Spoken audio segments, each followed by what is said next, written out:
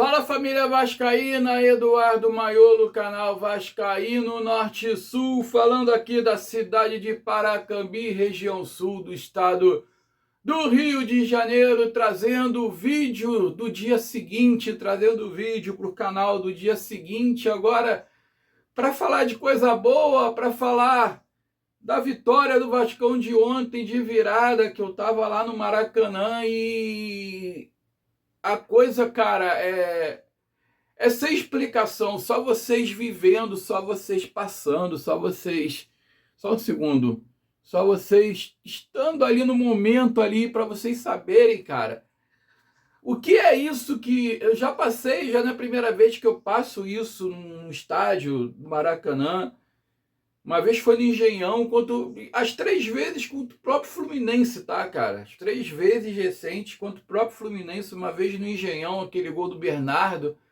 Outra vez, no próprio Maracanã, com um gol do Dedé no final, a gente estava ganhando do Fluminense de 1-0, eles viraram para 2-1, o Vasco depois virou para 3-2, um jogão também. O Dedé fez o gol no final, essa câmera que eu sempre ajeito errado, não sei porquê, que eu não consigo ajeitar essa câmera certa, parece que ela está sempre torta. Mas enfim, e agora o jogo de ontem, cara, que olha... Eu vou te contar, cara, foi uma coisa que pedi antes de mais nada para deixar o like, deixa o joinha antes de falar qualquer coisa aqui.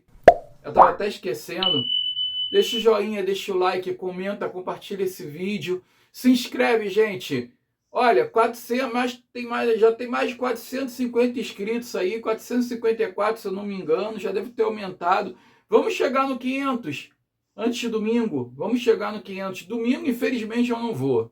Por enquanto, a princípio, eu não vou esgotar os ingressos antes mesmo da gente pensar em comprar.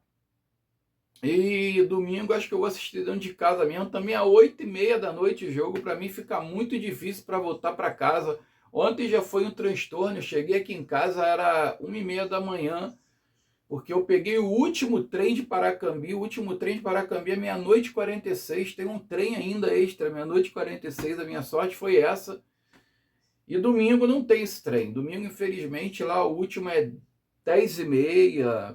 Aí tem que descer para pegar ônibus. Eu não sei se eu vou chegar a tempo para pegar algum ônibus. O último ônibus deve passar ali em Japeri, meia-noite e meia, cara. Acho que não dá tempo de chegar.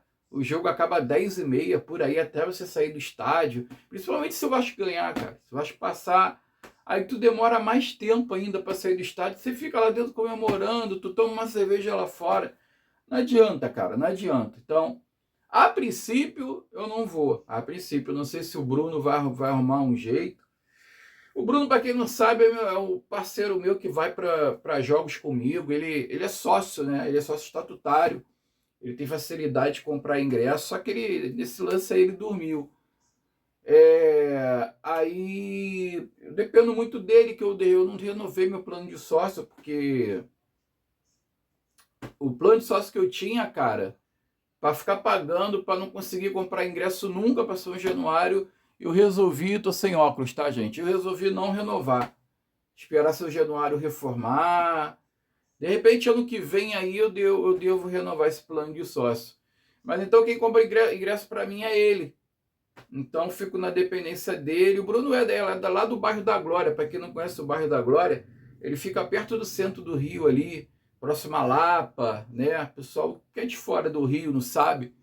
O bairro da Glória fica ali, perto ali do centro mesmo do Rio ali, Lapa, Cinelândia, e fica bem ali mesmo no olho do furacão ali, no centrão do Rio.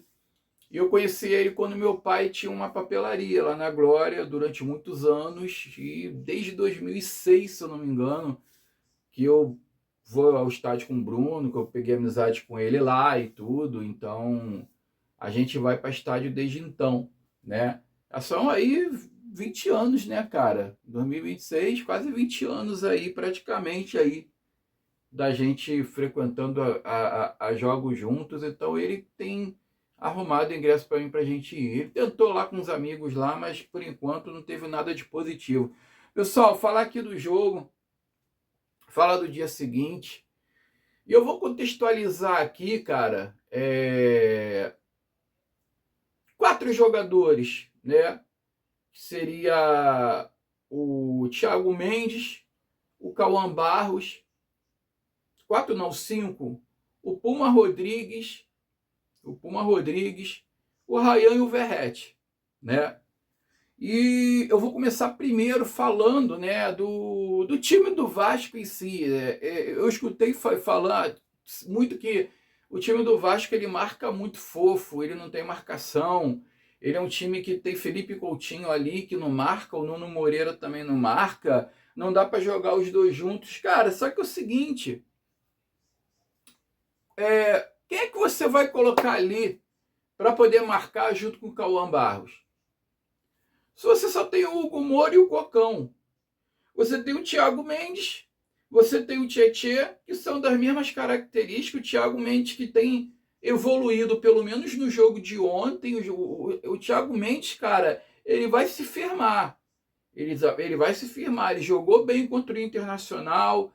Aí contra o Mirassol ele já não foi bem. Ontem ele já foi bem.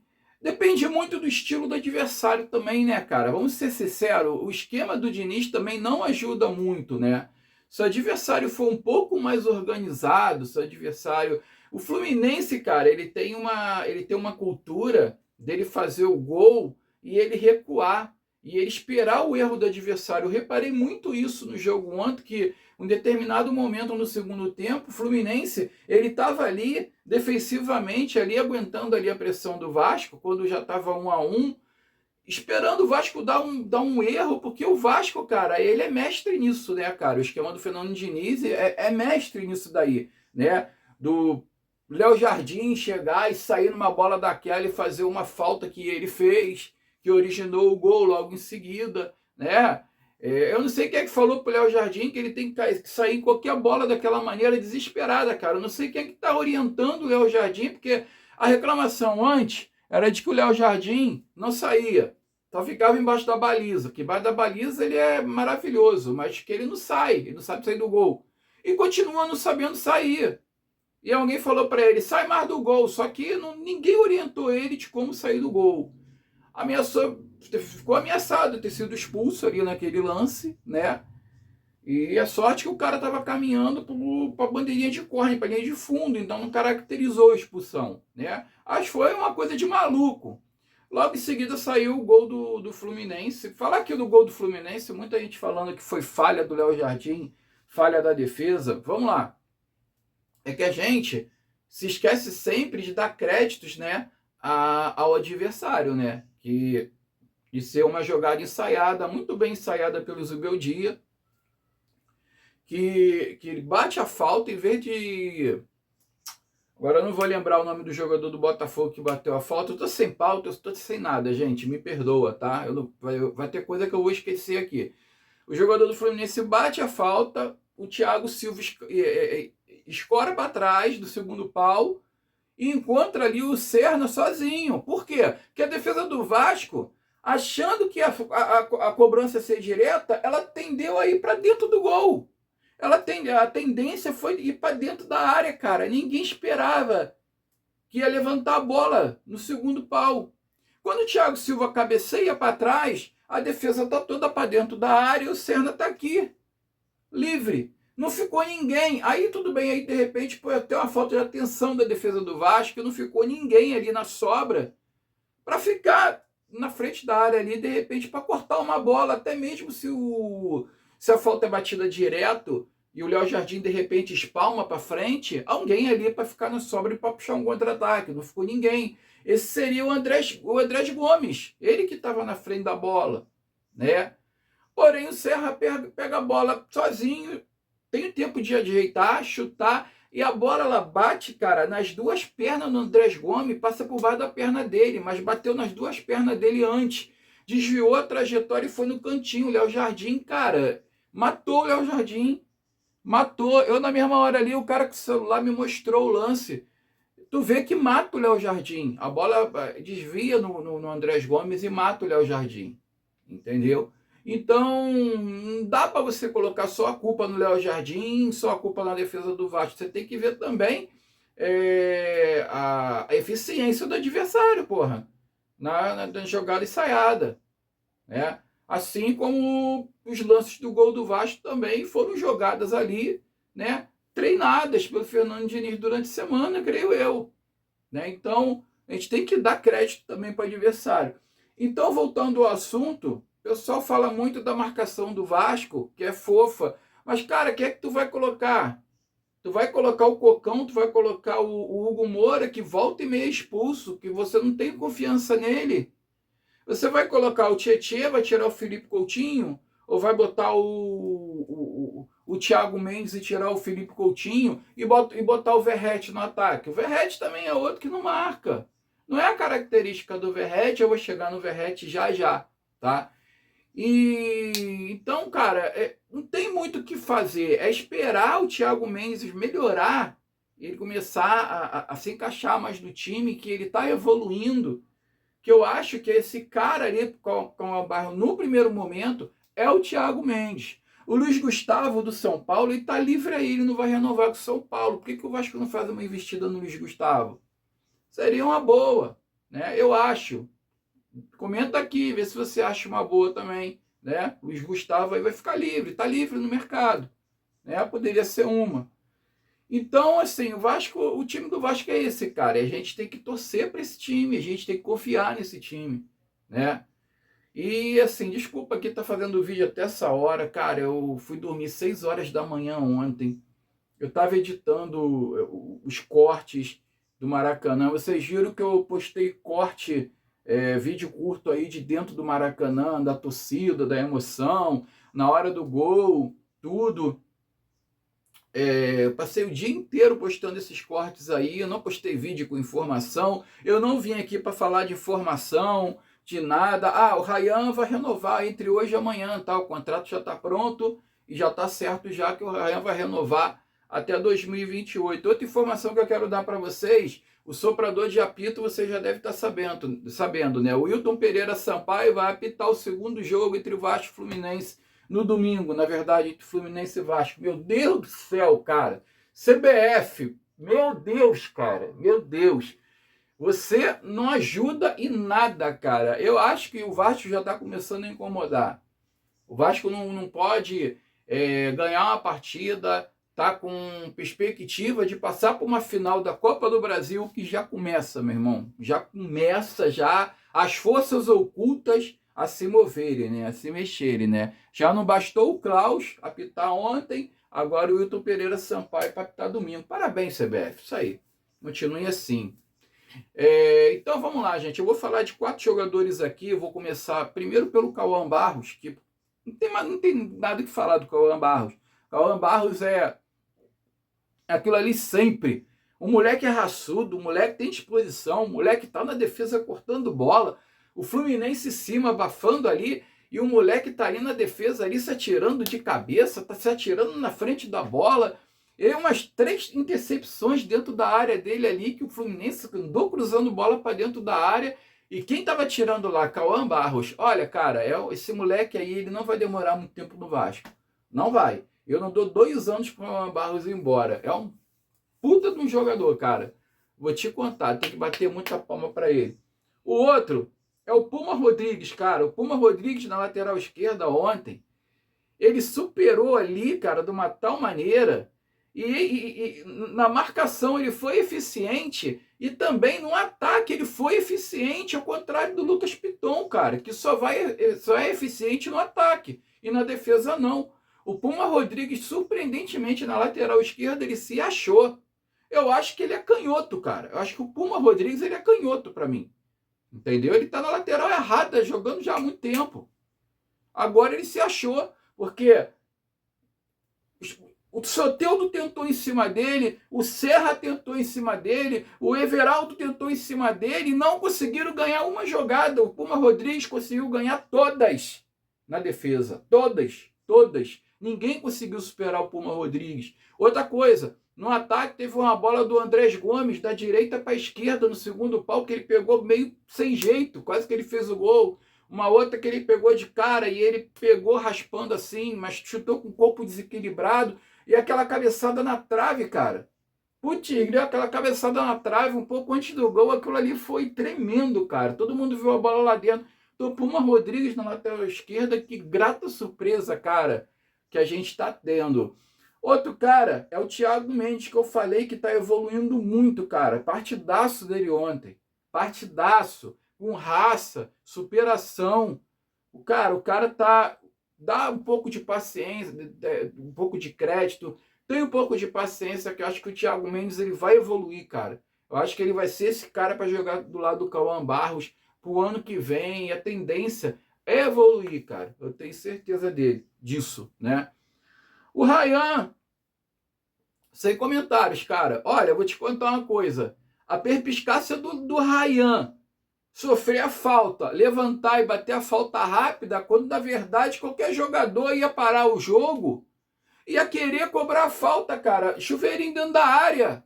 Eu achei que ele ia parar e eu reclamei disso na hora que ele pegou a falta e bateu rápido. Pô, eu pensei assim, caralho, falta 2 minutos. Por que você não pega e para ali, tenta alçar dentro da área lá pro Verratti, eu não sei o que. Não, cara, que sagacidade do Ryan naquele momento, passando por 3 ali no meio campo, fazendo uma jogadaça, sofreu um rapa, ele pegou na mesma hora, rolou, levantou, tocou pro Puma de novo, dando assistência, né? É o Puma... Não, o Felipe Coutinho. Acho que foi pro Felipe Coutinho, deu pro Felipe Coutinho pro Puma, né? E o Puma pro Andrés Gomes cruzar e saiu o gol do Verratti no final. Meu Deus do céu, cara. Aí ali o Maracanã veio abaixo. Cara, que sagacidade do Ryan, cara. Que sagacidade do Ryan. Esse moleque, cara, olha, o Vasco renovou com ele até 2028. Mas eu não sei se o Vasco vai conseguir segurar ele pro ano que vem. Eu não sei. Vai ser muito difícil, cara. Muito difícil, que tá todo mundo elogiando. Inclusive eu vou deixar um corte aqui daqui a pouco, né? Um dos cortes, eu vou deixar corte de fala de Fernando Diniz, e eu vou deixar também o corte do Sormani, falando do Ryan. Daqui a pouco eu chego nisso daí. Vou falar do Verratti. Gente, o Verratti, eu tava reparando uma coisa, eu tava fazendo uma reflexão, que o Verratti, ele é um atacante, cara, muito competente no que ele faz, que é gol, né? Só que o Vasco, o time do Vasco atual, ele não ajuda o Verratti. Ele não ajuda. O Verratti, ele precisa de um time que jogue para ele.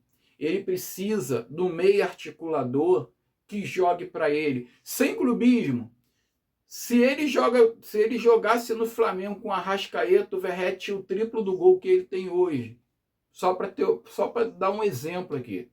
Se ele jogasse com a Arrascaeta servindo a ele teria o triplo de gols que ele tem hoje, tá? O Coutinho não é esse cara. O Coutinho é craque, cara, mas o Coutinho, ele é muito vagalume. Ontem ele jogou bem. O próximo jogo a gente não sabe se o Coutinho vai jogar bem, né? O Nuno Moreira jogou muito bem, mas também oscila. Então o Coutinho, ele não é esse cara, o Vasco precisa do meio articulador. Cara, o Arias indicou o Andrés Gomes pro Vasco. O Arias indicou o Andrés Gomes pro Vasco, inclusive aí o Diniz tem um trecho que eu vou deixar aqui para vocês, eu vou falar disso, que o Diniz falou que viu o DVD do Andrés Gomes, ele nem se interessou, foi o Arias que convenceu o Diniz. Ou por que o Vasco não pode fazer um esforço e contratar o Arias? O Wolverhampton lá da Inglaterra tá querendo liberar ele, só que tem que pagar a multa, e a multa é muito cara. Por que a Nike, não, já que está entrando, a Nike não entra junto com o Vasco com uma parceria, cara, para tentar contratar um cara de peso? O Flamengo está em cima, Palmeiras está em cima, né? E, cara, tu imagina esse cara, imagina a área do Flamengo, cara, ou no Palmeiras hoje. Imagina, né? Agora imagina ele no Vasco. Porra, cara, o Verratti vai se fazer de meter gol, cara. Vai se fazer de meter gol. O Verratti, ele precisa de um time que ele tem que ter um articulador bem eficiente, que tenha 90% de acertos todo jogo. De eficiência em passe, em articulação de jogada todo jogo. Entendeu? E um ponta que vai para cima, esse cara é o Andrés Gomes. Esse cara é o Andrés Gomes. Só que o Andrés Gomes, que eu vou falar daqui a pouquinho dele, e eu vou falar agora, na verdade, que eu esqueci de falar dele, ele é muito peladeiro, cara, às vezes. Ele no 1 contra 1, ele é muito bom. Só que às vezes ele vai de qualquer maneira, ele tropeça, ele cai, ele quer driblar por 2, 3, se atabalhou toda. Às vezes ele vai dar um cruzamento, joga a bola lá na bandeirinha de córner do outro lado. Às vezes ele tem que levantar mais a cabeça, às vezes ele é muito afoito, né? Aquele tipo peladeiro mesmo, aquele cara que joga na rua, entendeu? No paralelepípedo, sabe? Aquele amigo teu. Então, cara, mas é um bom jogador também o Andrés Gomes, agudo, entendeu? E o Verratti, ele precisa de um jogador assim. É a mesma coisa, quem é que viu o Jardel jogar como eu vi, cara? Jardel que veio do Vasco, foi pro Grêmio. Quem é que o Grêmio tinha? Paulo Nunes, Carlos Miguel. Paulo Nunes ia no fundo, cruzava, o Jardel pimba de cabeça. Era o tempo todo isso. No Porto, a mesma coisa. Quem é que viu o Hernani Brocador jogar? Quem é que viu aí o Tuta jogar? Tuta que jogou no Fluminense. Era isso, cara. Era alguém. Quem é que viu ali Gaúcho jogar? Gaúcho que veio do Palmeiras pro Flamengo, já é falecido, Gaúcho, atacante. Fez dupla com o Renato Gaúcho. O Renato Gaúcho ia lá no fundo, cruzava. Rente a linha de fundo. Cruzava para trás, cara. O cara vinha de cabeça. O Verratti ia se fazer.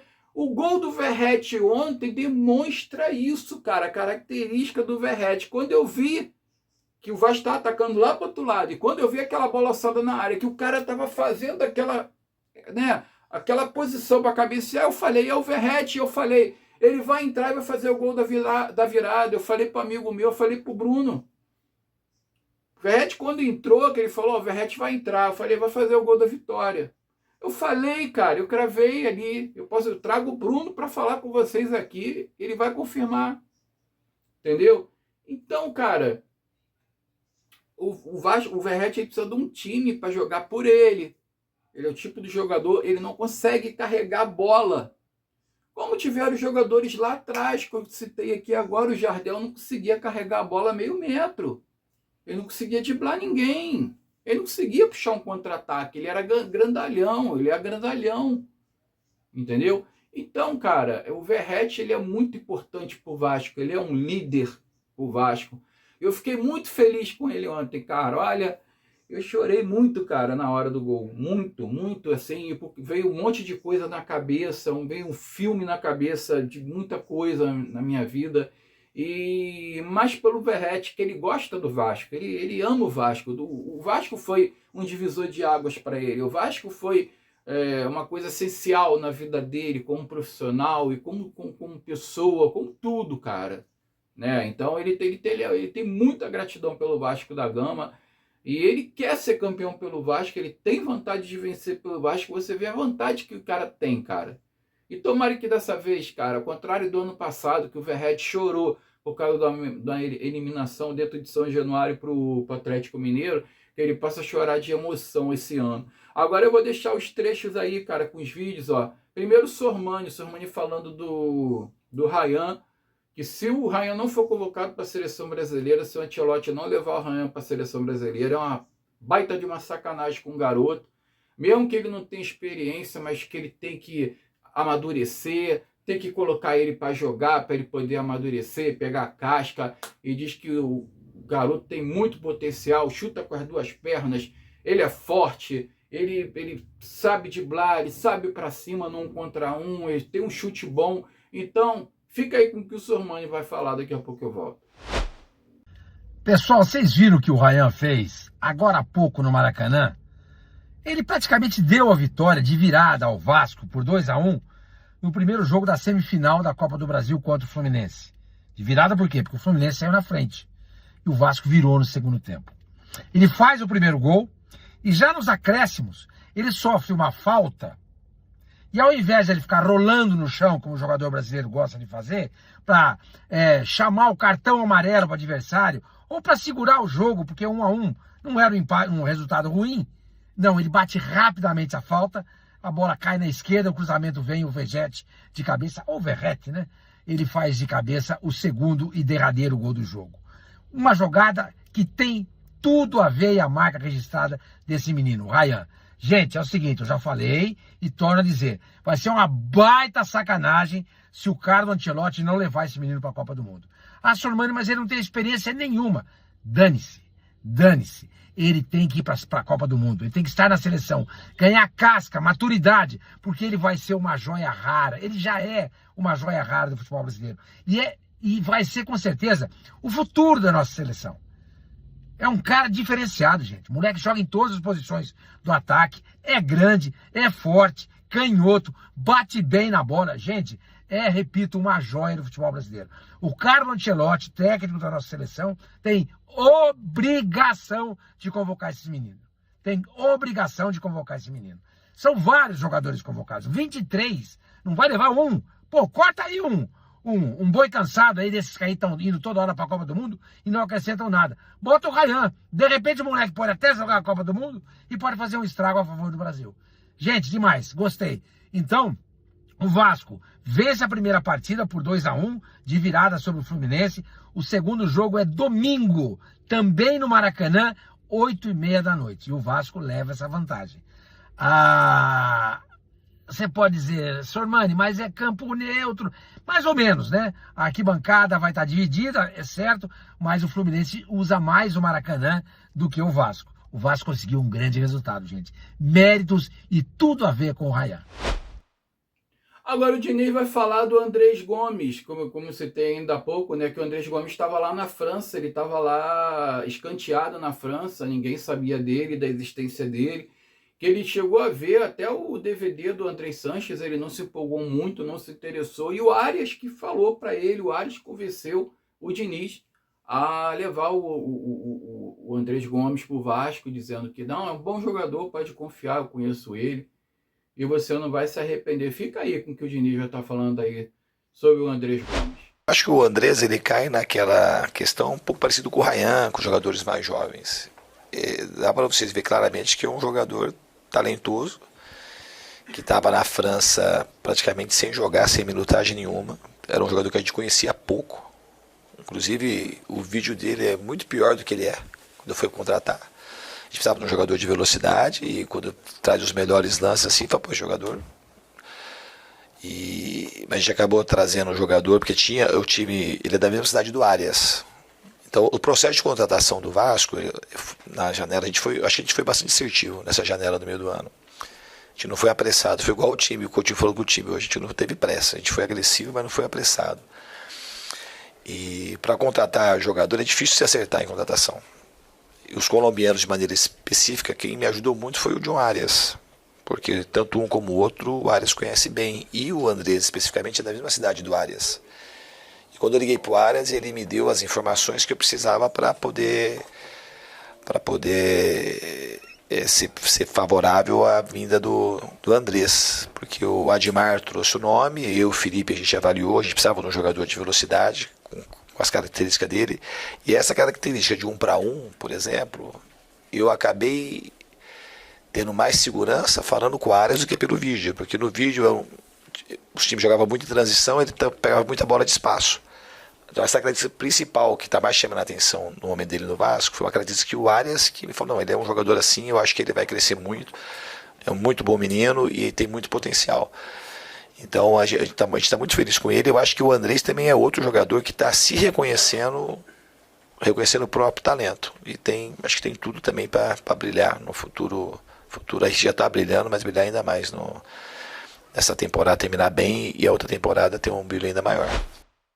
Agora o Diniz vai falar do Puma, que eu acabei de citar também aqui ainda há pouco, ele falando que foi testando o Puma na lateral esquerda, que ele gosta de jogadores que fazem duas funções, geralmente, no time. Tem vezes que o Diniz, ele é professor Pardal, realmente faz as coisas bizarras, né, cara? Mas tem hora que ele acerta.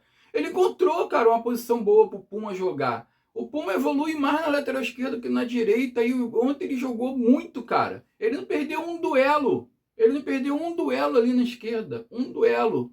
E o repórter pergunta pro Diniz, né, se mudou alguma coisa no mecanismo de saída do time, com o Puma ali na lateral esquerda. O Diniz responde que não teve mudanças, né?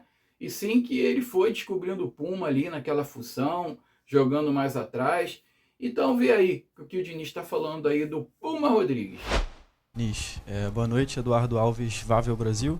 É uma mudança que você já teve que passar durante outros momentos da temporada, que é o Puma no lugar do Piton. Mas para o jogo de hoje, especificamente, eu observei alguns outros mecanismos de saída de bola por essa mudança. Queria que você clarificasse um pouco sobre eles e como é que você acha que o Puma se saiu nessa proposta que você, com certeza, passou a ele. Eu acho que o Puma foi muito bem, não só hoje, mas nesse período, no período mais longevo que o Piton ficou afastado. Acho que a participação dele foi muito positiva.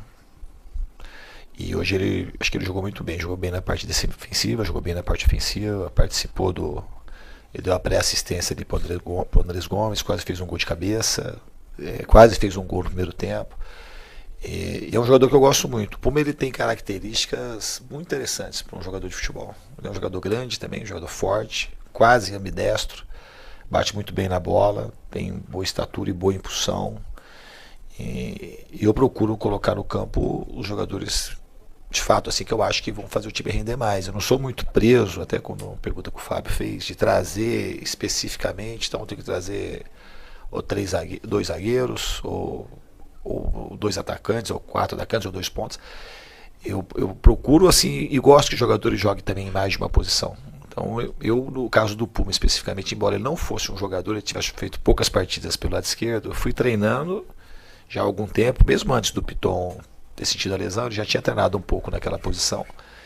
E eu senti confiança para lançá-lo lá atrás. E quanto aos mecanismos de saída, a gente não mudou muito os mecanismos de saída. A gente procurou analisar como o Fluminense marcava e fazer aquilo que a gente tivesse mais conforto. Sempre que a gente vai sair com construções mais curtas, a ideia é sair mais curto para poder fazer gol no adversário, não tomar risco para você mesmo, né? Eu acho que hoje o time soube fazer bem isso. A gente nunca tem perfeição. Em alguns momentos eu acho que no primeiro tempo a gente tinha que ter baixado mais, para sair mais curto, para ter um controle maior do jogo, que isso no segundo tempo, isso foi outra coisa que melhorou. A gente fez menos bola longa do que no primeiro tempo, e isso traz um pouco mais de segurança para o time ter domínio e ter mais protagonismo. Então acho que no segundo tempo a gente conseguiu, nesse sentido, também jogar melhor que no primeiro. Aí foi perguntado pro Diniz, né, porque como é que o Diniz está trabalhando o psicológico dos jogadores para essa segunda partida, né, se de repente não vai bater talvez aquele incômodo, aquela acomodação que o time teve depois da goleada contra o Internacional, que aí contra o Mirassol, aí o time caiu de produção, parece que se acomodou, que relaxou. Realmente, cara, até é uma coisa que tem que ser bem trabalhada no Vasco, que vem acontecendo muito. Então tá um estado de euforia agora, ganhamos, estamos todos felizes, só que pé no chão, não acabou nada, ainda tem mais um jogo domingo, nada está decidido ainda, a diferença de um gol só, o Fluminense se meter um gol logo de cara no domingo já muda totalmente a configuração, cara, já muda totalmente a configuração, tá? Então, ó, pezinho no chão, a gente não conquistou nada, ainda tem uma possível final ainda que a gente não sabe nem quem vai pegar, então pezinho no chão. E o Diniz fala realmente que, né, o time está trabalhando justamente para ter uma constância, né, para manter o foco, para manter, né, aquela constância todos os jogos ali, para não bater aquele relaxamento, e que ele está monitorando isso da melhor maneira possível. Ele falou que tem trabalhado o psicológico dos jogadores, e fica aí com o que o Diniz está falando agora. Boa noite, Diniz, tudo bem? João Guerra do GE. Essa vitória entra para uma lista de grandes vitórias do Vasco na temporada. A gente cita, por exemplo, a goleada contra o Santos. Essa virada no último minuto entra para essa lista importante de vitórias. E você já citou em outras coletivas como em alguns momentos da temporada o Vasco caía logo na sequência de um jogo muito importante. Uma vitória muito grande, tipo o 6-0 contra o Santos, foi um momento que depois o Vasco acabou caindo. Eu queria te perguntar como você já até citou isso em alguns momentos, já nessa coletiva, essa parte mental. E a gente sabe que mata-mata, o mental é muito importante. Como você pretende trabalhar esse mental para, de fato, dessa vez o Vasco não deixar esse estado anímico cair num jogo tão importante como esse nessa reta final de Copa do Brasil? Obrigado. Eu acho que é um aprendizado constante. Eu acredito que a vitória contra o Inter foi uma vitória muito contundente. E o decréscimo do Inter para o Mirassol, embora a gente tenha perdido o jogo pro Mirassol, tecnicamente a gente jogou muito bem. Faltou um pouco mais de energia pra gente. Porque quando tem essas vitórias muito significativas, como foi a do Inter, e ali praticamente, e de fato foi isso que aconteceu, foi a vitória que tirou a gente do rebaixamento, a gente tinha uma chance muito pequena de cair, existe uma, e daqui a pouco você tem que pensar na Copa do Brasil. Então do jogo do Inter pro Mirassol, a gente teve uma queda bem menos significativa do que do Santos pro Juventude naquela ocasião. Ou daquela sequência de vitórias também, depois a gente caiu bastante. E aí o jogo do Atlético Mineiro não entra nessa lista, foi um jogo muito atípico. Eu acho que o time vai aprendendo a lidar com essa situação e saber que o Vasco, aprender a ser grande, é ser consistente, é entregar desempenho, entregar grandeza. Só o microfone. Alô? Não entendi. O microfone caiu o som, Diniz. Voltou?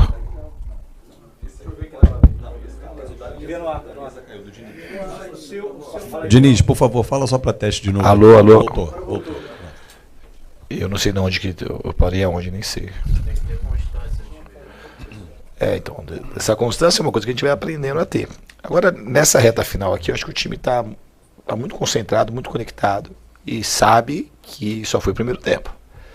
E a gente precisa agora, como eu disse acho que na primeira resposta, corrigir. A gente errou coisas hoje, principalmente no primeiro tempo, encaixe de marcação, perda de segunda bola, perda de duelo. Uma outra bola parada a gente marcou mal, então a gente tem coisa para corrigir, como o Fluminense vai corrigir, e é uma disputa que está em aberto. E o trecho da resposta do Fernando Diniz ao jornalista Luiz Amadeu, lá da torcida Vascaínos, que ele fala, né, dizendo que o Vasco, né, aquela velha frase que o Diniz inventou agora há pouco tempo, que o Vasco está aprendendo a ser um time grande, que está mantendo aí mais constância, está mantendo mais intensidade em todos os jogos, sem deixar o nível cair. E esse é um trabalho que é praticamente que infinito, né? Que é um trabalho que tem que ser feito dia a dia, que é um trabalho que tem que ser constante, e o Vasco está aprendendo, né, a evoluir nesse sentido para poder chegar às conquistas, para poder chegar no nível máximo que tem que chegar, e que o foco também está todo no domingo. Vê aí esse corte aí do Diniz aí da resposta para o Luiz Amadeu. E uma outra coisa também no Vasco, a gente está aprendendo a fazer as coisas no Vasco. Então eu falei, vou repetir, eu falei uma vez aí, o Vasco está aprendendo a ser grande, esse Vasco que eu dirijo é uma construção infinita que a gente tem que trabalhar para a gente conseguir ter estabilidade nos resultados e nos desempenhos. Não é uma coisa que acontece, chega e vai ganhar sempre. Então essas oscilações que estão acontecendo, a gente não quer que aconteça, que aconteceu principalmente no Campeonato Brasileiro, mas ela tem uma certa normalidade.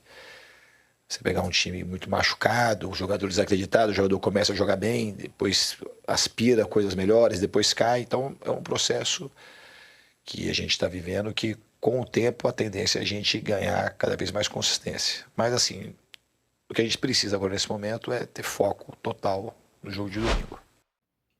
Agora fica com esse depoimento aí desse jornalista, eu não sei o nome dele, cara, que eu não consegui ver o nome dele ali nos créditos. Ele falando justamente do Verratti, cara. Ele fala, inclusive, assim, que quando o Vasco adotou uma postura de quando o Verratti entra em campo, ele quebrou o botão do passe. Porque se a bola for para a área até ele vai disputar, ele vai tentar ganhar a bola na cabeça, ele vai fazer o gol, entendeu? E ele fala justamente isso, que o Verratti, ele ficou chateado por ter substituído no jogo contra o Atlético Mineiro, porque ele é um cara que se dedica muito, ele quer estar dentro de campo, ele quer estar ajudando, e ele vê esse momento dele, assim, um nível baixo, esse momento difícil, aquilo ali incomoda muito a ele, está se sentindo muito incomodado, porque ele é um cara que gosta do clube, ele aprendeu a amar o Vasco e ele se sente mal com isso, né? Então, diz que assim, a cobrança com ele nunca foi sobre se ele está entregando ou se ele não está entregando, porque ele sempre entregou, ele sempre teve disposição, ele sempre teve vontade. Com 37 anos, sei lá, que o Verratti tem, 37, 38 anos, ele sempre se entregou ao máximo, ele sempre fez o máximo que ele pôde. Agora você vai discutir uma característica aqui, outra ali, se ele sabe driblar, se ele não sabe, aquele bolsar de cabeça. É aquele negócio que eu falei, cara. Se o time tiver encaixado para ele, ele vai desenvolver, ele vai mostrar resultado, velho. A gente vai mostrar resultado, cara. Mas tem que estar o time encaixado para ele. Então a filosofia, às vezes, do Fernando Diniz não ajuda muito o Verratti. Vê aí o que esse jornalista tá falando aí. Eu acho que o Verratti, a temporada passada inteira e grande parte dessa temporada, foi um grande representante do torcedor vascaíno, assim, dentro de campo, de um cara com muita fome de vencer, de um cara que brigava muito. Tecnicamente, às vezes o Verratti deixa a desejar, isso é um fato, mas pelo alto também ele é um cara muito forte e fez seus gols por muito tempo. Foi o grande artilheiro do Brasil na temporada, mesmo perdendo a vaga em alguns momentos. O Diniz entendendo que o Ryan, como 9, podia funcionar melhor para esse time do Vasco, tendo dois caras de velocidade pelo lado, Nuno e Andrés Gomes, e mesmo assim o Verratti não parou de trabalhar. Em vários momentos o Verratti foi importante quando entrou ao longo do jogo no segundo tempo.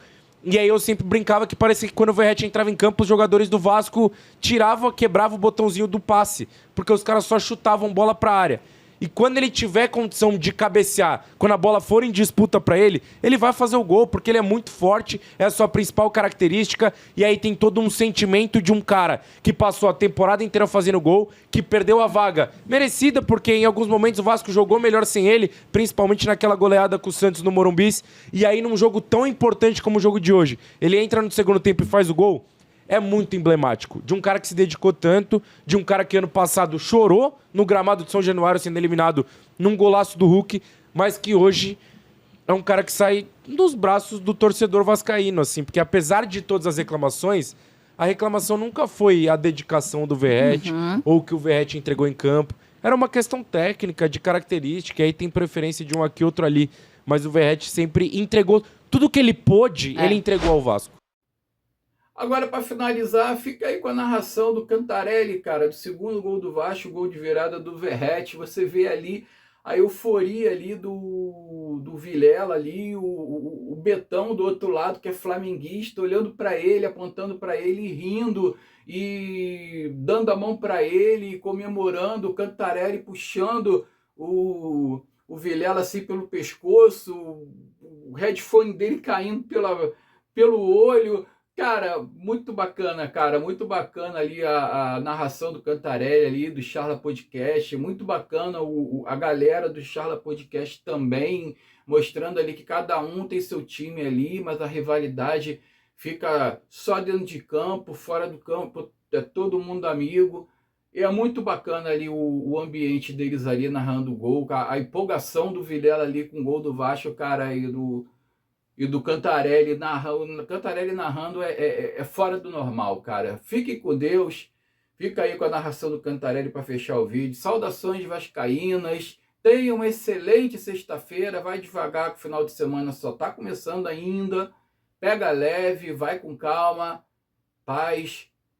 E que Deus abençoe a você e a tua família. Fique com Deus e vitória, Vascão! Hoje sim! Gomes, levanta a cabeça aí, cruzamento na área, minha rede!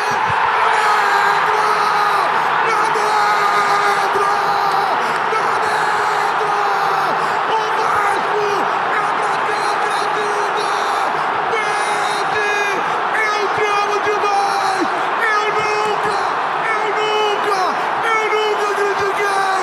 Que maravilhoso, Vascão! A torcida que mais merece ser feliz no planeta!